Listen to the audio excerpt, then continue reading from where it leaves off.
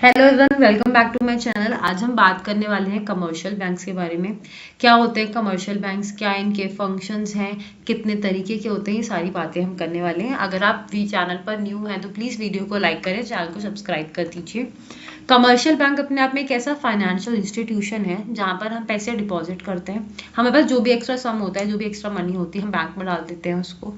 ठीक है, जब ज़रूरत होती है अपने अकाउंट में से वो पैसा हम विड्रॉ कर लेते हैं।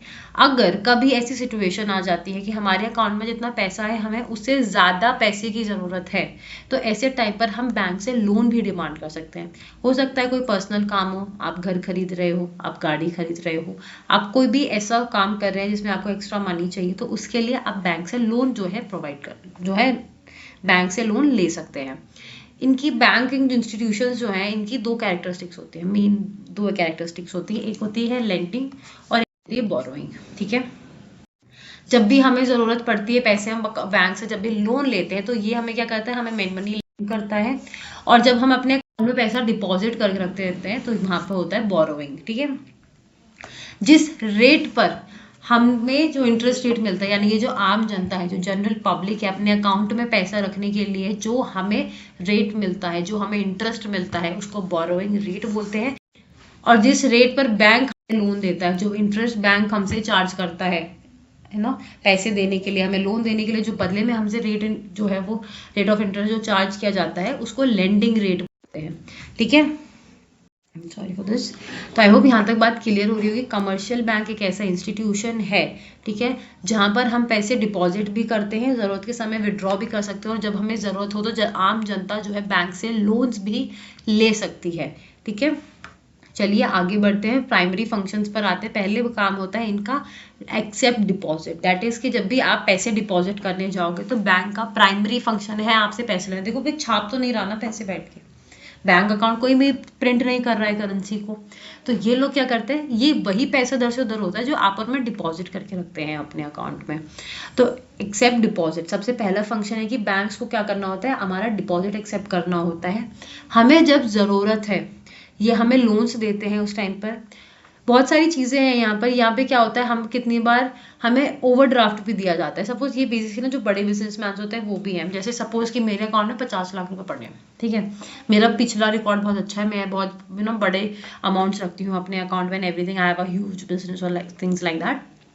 ठीक है, अब मैंने क्या करा, एक आदमी को 70 लाख का जो है चेक दे दिया। अब मैंने फ़ोन में बैंक में मैनेजर को फ़ोन करके बोला कि यार मैंने ना 70 लाख का लोन दिया है, सॉरी 70 लाख का चेक दिया है और मेरे अकाउंट में 50 लाख है।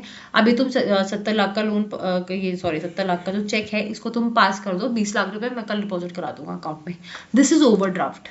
खाते में कम पैसे थे, स्टिल बैंक क्या कर देता है, आपके लिए एक्सेप्शन कर देता है और आपको पैसे दे देता है वो। This is overdraft. ये भी फैसिलिटीज हमें बैंक प्रोवाइड कराते हैं।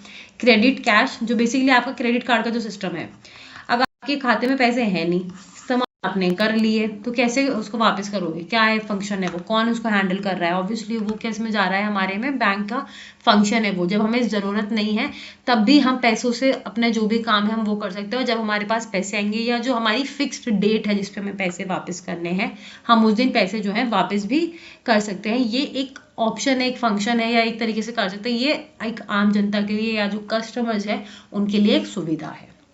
जो सेकेंडरी फंक्शंस होते हैं, पहली बात होती है ये एक एजेंट की तरह काम करते हैं। आप एक कंपनी में जॉब करते हो, ठीक है, आपके बॉस ने आपको सैलरी भेजी, ये आपका एजेंट है। ये आपके बॉस से सैलरी एक्सेप्ट करेगा, आपके अकाउंट में चढ़ाएगा उसको। आपकी पेंशन आती है, गवर्नमेंट ने आपकी पेंशन भेजी, ये उस पेंशन को एक्सेप्ट करेगा आपके बिहाफ पर और आपके अकाउंट में चढ़ाएगा उसको, आपके अकाउंट में रिफ्लेक्ट कराएगा। ये आपके एजेंट की तरह काम करता है, ये आपकी मनी हैंडल करता है अकॉर्डिंग टू योर चॉइसेस।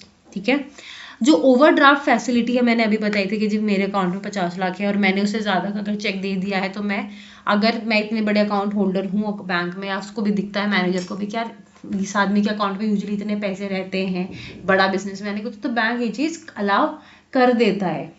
ठीक है, तो ये मैं पीछे आपको बता चुकी हूँ। Overdraft facility, discounting bill of exchange, देखिए ये अभी अगर मैं अभी इसको समझाने बैठूंगी तो अपना आप एक बहुत बड़ा कॉन्सेप्ट है, वो बहुत लंबा टाइम ले लेगा, इसके लिए हम एक सेपरेट वीडियो लेके आएंगे। अभी आप बस इतना समझ लीजिए, ये एक डॉक्यूमेंट की तरह काम करता है जिसपे अमाउंट लिखा होता है। कि भैया इतना अकाउंट पे करना है और बैंक जो है कस्टमर्स को उतना जो अमाउंट है वो पे कर देता है। ठीक है, बस अभी आप इतना समझ लीजिए। ज़्यादा डिटेल में अगर आपको जाना है तो आप नेगोशिएबल इंस्ट्रूमेंट्स एक्ट वहाँ से इसके बारे में डिटेल में पढ़ सकते हैं। लॉकर फैसिलिटीज तो बहुत कॉमन है, हम सब जानते हैं कि एक बैंक में क्या होता है, लॉकर्स बने होते हैं, आपको एक एनुअल चार्ज पे करना होता है लॉकर का, और आप उस लॉकर का जो फैसिलिटी है, जो बेनिफिट है, उसको अवेल कर सकते हैं, जहाँ पे आप अपनी ज्वेलरी हो गई, अपने कोई भी इंपॉर्टेंट डॉक्यूमेंट या जो भी चीज़ आप अपने जो है लॉकर में रखना चाहते हैं, आप वो लॉकर में रख सकते हैं। अब आपको सपोज, और जो लास्ट इनका जो सेकेंडरी फंक्शन है वो ये है कि आपको अब्रॉड जाना है, ठीक है, कहीं दूर ट्रैवल कर रहे हो या कुछ है, तो आपको क्या ट्रैवलर चेक इशू कर देता है बैंक, सो दैट आपको वहाँ जाके करेंसी के इश्यूज नहीं आए या फिर कुछ भी ऐसा है, वहाँ पर जाके भी आप उसको ना एक्सचेंज करा सकते हैं। और ये फैसिलिटी सिर्फ आउट ऑफ इंडिया के लिए नहीं है, ये विद इन कंट्री के लिए भी है। ठीक है, आप इसको इंडिया के अंदर भी अवेल कर सकते हैं। अब बात आती है कि कमर्शियल बैंक्स कितने तरीके के होते हैं। कमर्शियल बैंक्स अपने आप में 3 तरीके के होते हैं, प्राइवेट, पब्लिक और फॉरेन। जो लोग कंपनी लॉ पढ़ के आए हैं उनको डिफरेंस पता है प्राइवेट और जो है पब्लिक का। प्राइवेट के अंदर गवर्नमेंट के स्टेक्स नहीं होते हैं, गवर्नमेंट हिस्सेदार नहीं होती, प्रॉपर एक limited by shares, limited by liability हो सकती है कंपनी, वो होती है प्राइवेट लिमिटेड, एंड में लिखा होता है।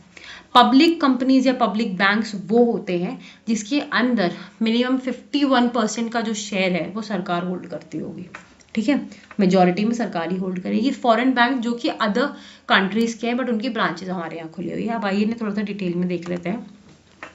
प्राइवेट बैंक वो बैंक्स होते हैं जिसने शेयर कैपिटल बनाई है, जिसने वो खोला है, वो सरकार नहीं है। ठीक है, यहाँ पर जो लाइबिलिटी होती है वो लिमिटेड होती है। ठीक है, तो ये कंपनी कौन सी होगी, कंपनीज विद लिमिटेड लाइबिलिटी।